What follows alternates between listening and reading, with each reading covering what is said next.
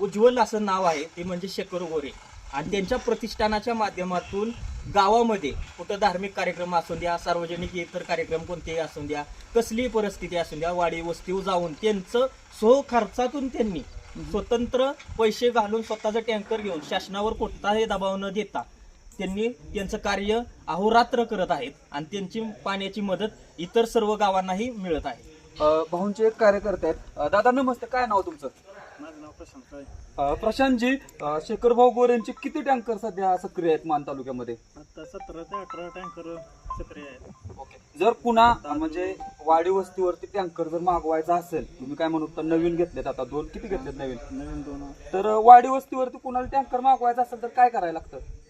काय नाही, ज्या त्या कार्यकर्त्याच्या संपर्क करायचा ना ऑफिसला सांगायचं. ओके. दहिवडीमध्ये जे ऑफिस आहे तिथं कोण आहे संपर्क, म्हणजे तिथलं कुणाशी संपर्क करायचा? विजय काळे म्हणून